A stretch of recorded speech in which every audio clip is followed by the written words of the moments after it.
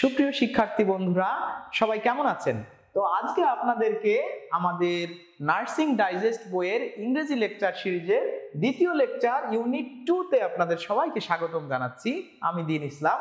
তো দেখেন, আজকের আলোচনার বিষয়টা কিন্তু আমাদের সবার জন্য খুব ইন্টারেস্টিং এবং সবার জন্য খুব গুরুত্বপূর্ণ একটা আলোচনা। সেই আলোচনাটা আমরা সবাই জানি যে parts of speech and it's classification. এটা না জানলে আসলে আমাদের কারোর পক্ষেই ইংরেজি সুন্দরভাবে শেখা সম্ভব নয়। তো এখানে আমাদের বইয়ে এই পার্টস অফ স্পিচ সম্পর্কে সুন্দরভাবে আলোচনা করা হয়েছে, ডিটেইলস বিশ্লেষণধর্মী সুন্দর আলোচনা আছে। তো আমরা সবাই জানি পার্টস অফ স্পিচ কাকে বলে, কত প্রকার, কি কি, সেটা এখানে সুন্দরভাবে আপনারা পড়ে নেবেন। আমি জাস্ট আপনাদেরকে কিছু কিছু বিষয় আমি এখানে নোটিস করার চেষ্টা করব। দেখেন, আমরা জানি যে পার্টস অফ স্পিচ 8 প্রকার। সেই 8 প্রকার আছে noun, pronoun, adjective, verb, adverb, প্রেপোজিশনের পরে হচ্ছে আমাদের কনজাংশন এবং ইন্টারজেকশন। তো এইখানে সুন্দর করে করে ছোট ছোট ব্যাখ্যা দেওয়া আছে। আমরা মেইনলি ফোকাস করব এইগুলাকে আরো কত ভাগে ভাগ করা হয়েছে, কত ভাবে আপনি সেন্টেন্সে এটাকে আইডেন্টিফাই করতে পারেন সেই বিষয়গুলো নিয়ে। তাহলে এর পরবর্তী বিষয় যেটা নাউন, আমরা এখন পড়তে যাচ্ছি নাউন সম্পর্কে বিস্তারিত। নাউন সম্পর্কে বিস্তারিত যে কোনো একটা ওয়ার্ড নাউন কিনা সেটা জানতে গেলে আমরা সবাই জানি কোনো কিছুর নামকে নাউন বলে, কিন্তু এখানে আপনি যখন একটা চাকরির আপনার নার্সিং পরীক্ষা বা কম্পিটিটিভ এক্সাম বা চাকরির পরীক্ষা, যে কোনো ধরনের পরীক্ষাতে কম্পিটিটিভ এক্সামে আপনি নাউন পড়তে যাবেন, তখন কিন্তু আপনার নাউন সম্পর্কে আরো একটা এক্সট্রা জিনিস জানা লাগবে। সেটা কি জানেন বন্ধুরা? সেটার নাম হচ্ছে সাফিক্স। সাফিক্স কথাটা আমি আর লিখলাম না, দেখেন এখানেই লেখা আছে যে কিছু সাফিক্স আছে। সাফিক্স বলতে বোঝায় কোনো একটা ওয়ার্ডের শেষে অতিরিক্ত অংশ। যেরকম মনে করেন যে আছে যে অ্যাচিভ, ACHIEVE, অ্যাচিভ। তাহলে এই অ্যাচিভের শেষে যদি আমি এটা একটা ওয়ার্ড, এটা একটা কি ওয়ার্ড, এর সাথে যদি আমি একটা MENT যুক্ত করে দিই তাহলেও কিন্তু নতুন একটা ওয়ার্ড হচ্ছে অ্যাচিভমেন্ট। তাহলে এই অ্যাচিভমেন্টটা যদি আপনাকে বলা হয় কোন পার্ট অফ স্পিচ, তাহলে এই যে যেটা যুক্ত হয়েছে এটা হচ্ছে সাফিক্স, এবং এই সাফিক্সটা যুক্ত হওয়ার কারণে এটা হয়ে গেছে নাউন। কেন নাউন?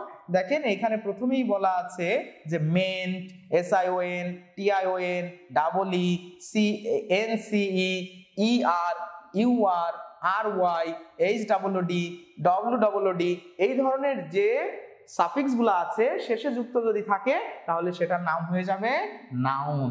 তাহলে নাউন জানতে গেলে প্রথমেই আমাদের জানতে হয় নাউন কাকে বলে এবং কিভাবে আপনি নাউন আইডেন্টিফাই করতে পারেন। সেখানে আমরা এই অ্যাডভান্স লেভেল বা অ্যাডমিশন লেভেলে এসে গুরুত্বপূর্ণ একটা বিষয় শিখলাম যে সাফিক্স দেখে নাউন আইডেন্টিফাই করা যায়। এখানে যে নাউনের সাফিক্স গুলো দেওয়া আছে বন্ধুরা, আপনারা সুন্দর করে এটা মুখস্থ করে নিবেন। এখন আমরা জানতে চাচ্ছি যে ক্লাসিফিকেশন অফ নাউন।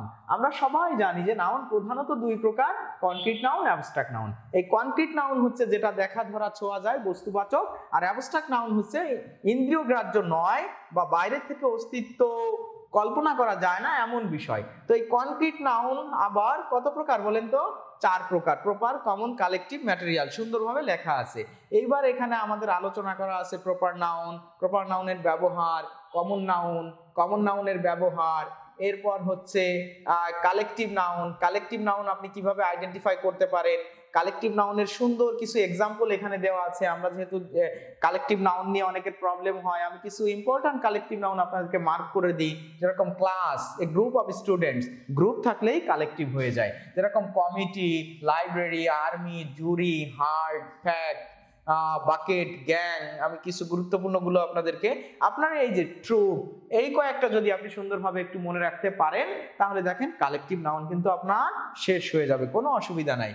তাহলে কালেকটিভ নাউনের পরে আছে ম্যাটেরিয়াল নাউন। তো ম্যাটেরিয়াল নাউন সম্পর্কে আমাদের বিস্তারিত ব্যাখ্যা করা আছে। আমরা সুন্দরভাবে ম্যাটেরিয়াল, কমনের পার্থক্য এবং এই বিষয়গুলো আমরা মনে হয় বুঝতে পারবো। তাহলে বন্ধুরা, এরপরে নাউনের আরেকটা বিষয় যেটা আছে সেটা হচ্ছে কাউন্টেবল অ্যান্ড আনকাউন্টেবল নাউন। আমরা এর আগে পড়েছি প্রধানত 2 প্রকার, সেটা হচ্ছে কনক্রিট নাউন এবং অ্যাবস্ট্রাক্ট নাউন, আর এখন যেটা দেখতেছি সেটা হচ্ছে কাউন্টেবল নাউন এবং আনকাউন্টেবল নাউন। তো সেটাও আমরা মনে হয় মোটামুটি সবাই জানি যে কাউন্টেবল মানে গণনাবাচক, আনকাউন্টেবল মানে গণনা করা যায় না এমন জিনিস। যেগুলো গণনা করা যায় না তাদেরকে কিভাবে লিখতে হয় এই বিষয়ে কিন্তু আমাদের বইটায় সুন্দর করে আপনাদেরকে উপস্থাপন করা হয়েছে। যেরকম দেখেন সোপ বা চকলেট, এগুলো কিন্তু আনকাউন্টেবল নাউন। যদিও আমরা বন্ধুরা এটা মনে করে থাকি যে কেন সাবান তো গোনা যায়, কিন্তু সাবান গোনা যায় না, সাবানের টুকরো গোনা যায়, সাবানের বার গোনা যায়। আবার chocolate, A bar of chocolate লিখতে হয়, এখানে কিন্তু আপনি 2 চকলেটস, 2 সোপস অর 3 সোপস এটা লিখতে পারবেন না। কিভাবে লিখতে হয়? যখন চকলেট বা সোপ লিখবে তখন বার লিখতে হয়। এভাবে যেরকম ড্রপ অফ ওয়াটার, বক অফ আইস, এক খণ্ড বরফ, এক খণ্ড বরফ, এক ফোঁটা পানি, এক খণ্ড চকলেট, এক টুকরো রুটি, যেরকম a loaf of bread, a slice of meat, এক ফালি মাংস, এগুলো প্রত্যেকটা কিন্তু আনকাউন্টেবল নাউন, এবং এই জন্য আনকাউন্টেবল নাউনটাকে সুন্দরভাবে ব্যাখ্যা করা হয়েছে। এখান থেকেও কিন্তু আপনারা প্রশ্ন পাবেন। এইবার দেখেন এখানে সাম কালেকটিভ নাউন্স এবং তার মিনিংস এখানে সুন্দরভাবে ব্যাখ্যা করা আছে, আপনারা সবাই পড়ে নেবেন, কোনো অসুবিধা হবে না। এইখানে যেটা আমি নোটিস করতে চাচ্ছি, দেখেন একই জিনিসের কিন্তু কাউন্টেবল এবং আনকাউন্টেবল ফর্ম হয়। অনেকে আমরা বুঝতে পারি না যে স্যার এই বিষয়টা একটু ক্লিয়ার করে দেন, আমরা এটা বুঝি না কেন। দেখেন ক্লাইমেট, ক্লাইমেট মানে জলবায়ু, আর ওয়েদার, ওয়েদার মানে আবহাওয়া। তবে ওয়েদার কিন্তু আনকাউন্টেবল, এটা গোনা যায় না, বাট ক্লাইমেট গোনা যায়। আর গোনা যায় কারণেই এর আগে কিন্তু আর্টিকেল বসানো যাচ্ছে। এ ক্লাইমেট একটা জলবায়ু, কিন্তু ওয়েদারের ক্ষেত্রে আপনি কোনো আর্টিকেল বসাতে পারবেন না। কেন? কারণ ওটা গোনা যায় না। এরকম বেশ কিছু বিষয় এখানে আছে, সেগুলো আমরা সুন্দরভাবে পড়ে নেব। যেরকম লাভ গোনা যায় কিন্তু লাফটার গোনা যায় না, জব গোনা যায় কিন্তু ওয়ার্ক গোনা যায় না। কাউন্টেবল আনকাউন্টেবলের বিষয়গুলো খুবই সুন্দরভাবে আমরা শিখে নেব। তাহলে আমাদের আজকের আলোচনাটা মূলত ছিল কিসের উপরে বলেন তো? মূলত আমাদের আজকের আলোচনাটা ছিল নাউনের উপরে। তো এই নাউন থেকে আমরা মনে হয় এখন যে কোনো ধরনের প্রশ্ন আসলে পারবো, তাই না? তাহলে নাউন থেকে যদি আমরা যে কোনো ধরনের প্রশ্ন পারি, এখন আমরা এই নাউন থেকে যে বিষয়টা আলোচনা করতে চাচ্ছি সেটা হলো যে বিগত সালে আসা বিভিন্ন প্রশ্ন, তাই না? তো বিগত সালের প্রশ্ন আসা আমরা দুইভাবে আলোচনা করতে পারি। একটা হচ্ছে পার্টস অফ স্পিচটাকে কমপ্লিটলি শেষ করে একভাবে আলোচনা করতে পারি, আর একটা হচ্ছে স্পেসিফিকলি নাউন নিয়ে আমরা আলোচনা করতে পারি। তো আমাদের বইয়ে প্রথমত পার্টস অফ স্পিচ যে 8 প্রকার সেটা সম্পর্কে একটু ধারণা দিয়ে এরপরে ব্যাখ্যা করা হয়েছে।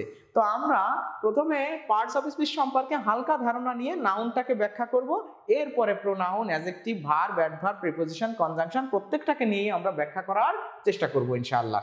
তাহলে প্রথমে এখানে লেখা আছে 1 নম্বর যে প্রশ্নটা আছে, 1 নম্বর যে প্রশ্নটা এখানে আছে যে which of the following word can be used as a verb। আপনারা কি বলতে পারবেন যে এটা আসলে কোন ওয়ার্ডটা ভার্ব হিসেবে কাজ করে? দেখেন এখানে আছে মিস্টার, না মিস্টার মানে জনাব, এটা ভার্ব হিসেবে কাজ করতে পারে না। মাস্টারি, না এটা লাস্টে আর ওয়াই আছে, এটা নাউন হয়ে যাবে।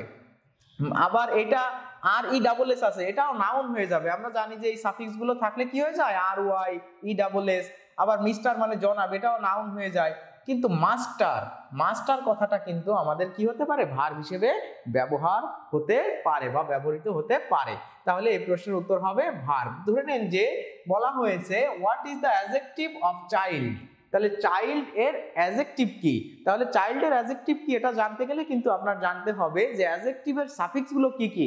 লাস্টে যদি কখনো এই দেখেন এখানে হুড আছে, হুড কিন্তু চাইল্ডের অ্যাডজেক্টিভ নয়। কেন নয়? কারণ আমরা জানি হুড থাকলে নাউন হয়, তাহলে এটা নাউন। চাইল্ডলি না, সাধারণত যদি আপনি কি বলতে পারেন যে সাধারণত কিন্তু এলওয়াই থাকলে কি হয়, অ্যাডভার্ব হয়ে যায়। তবে চাইল্ডলিও আপনি এখানে উত্তর হতে পারে। এই প্রশ্নের উত্তর হবে চাইল্ডিশ। লাস্টে আইএসএইচ যদি কখনো থাকে, যদি কখনো আইএসএইচ থাকে তাহলে অ্যাডজেক্টিভ হয়। কিছু কিছু ক্ষেত্রে আপনার কি হয়, নাউনের শেষে এলওয়াই থাকলেও হতে পারে। তবে চাইল্ডিশটাই হচ্ছে মূল ফর্ম। চিলড্রেন, এটা হচ্ছে চাইল্ডের মূলত প্লুরাল ফর্ম। চাইল্ডের মূলত কি প্লুরাল ফর্ম, তার মানে এটাও নাউন, তাহলে অ্যাডজেক্টিভ হবে চাইল্ডিশ। চাইল্ডলি নয়। চাইল্ডলি কিছু ক্ষেত্রে কিন্তু আপনার নাউনের সাথে এলওয়াই থাকলে হতে পারে, বাট চাইল্ডের যেহেতু স্পেশাল নাউন ফর্ম আছে এটার ক্ষেত্রে আর আমরা ওই সূত্রটা প্রযোজ্য করব না। তাহলে এখানে আমরা আরেকটা জিনিস দেখে আমাদের এই লেকচার ভিডিওটা শেষ করব, সেটা হচ্ছে noun of the word free. Free এর নাউন ফর্ম কোনটা? তাহলে আপনারা প্রথমে কিন্তু জেনেছেন যে সাফিক্স দেখে নাউন চেনা যায়, যেরকম ওইখানে ছিল ডম, ডম যদি থাকে তাহলে নাউন হয়। তাহলে এই যে দেখেন এখানে আছে ফ্রিডম, তার মানে ফ্রি এর নাউন ফর্ম হবে ফ্রিডম। তাহলে আমরা মনে হয় এই লেকচারটা ক্লাসিফিকেশন অফ নাউন সম্পর্কে সুন্দরভাবে বুঝতে পারলাম। আর আমি এখানে আর একটা বিষয় আপনাদেরকে একটু ক্লিয়ার করে বলে দিই, এটা নিয়ে অনেকের কনফিউশন হয়। যদি বলে নাউন কত প্রকার, নাউন কত প্রকার, তাহলে কি বলবেন বলেন তো? নাউন কত প্রকার এটা বললে আপনি বলবেন 5 প্রকার। নাউন কত প্রকার? 5 প্রকার। ওই যে কনক্রিট নাউন 4 প্রকার, proper noun, common noun, collective noun, material noun এবং সাথে অ্যাবস্ট্রাক্ট নাউন নিয়ে নাউন 5 প্রকার। যদি বলা হয় নাউন মোট কত প্রকার, তাও আপনি বলবেন 5 প্রকার। তবে যদি বলা হয় নাউন প্রধানত কত প্রকার, নাউন প্রধানত কত প্রকার, প্রধানত কত প্রকার, নাউন যদি বলে প্রধানত কত প্রকার, তাহলে আপনি বলবেন 2 প্রকার। কারণ প্রধানত বললে 2 প্রকার, বাকি সব ক্ষেত্রেই নাউন হবে 5 প্রকার। তাহলে নাউন নিয়ে যে আলোচনাটা আজকের ছিল, আশা করি আপনারা সবাই বুঝতে পেরেছেন। আমরা এরপরে স্পেসিফিকলি অন্যান্য যে টপিকগুলো আছে, অন্যান্য যে পার্ট অফ স্পিচগুলো আছে সেগুলোকে সুন্দরভাবে ব্যাখ্যা করার চেষ্টা করব। তাহলে নাউনের লেকচার এখানেই আমি শেষ করছি। সবাইকে আমার পক্ষ থেকে অনেক অনেক ভালোবাসা এবং শুভকামনা, শুভেচ্ছা। আসসালামু আলাইকুম।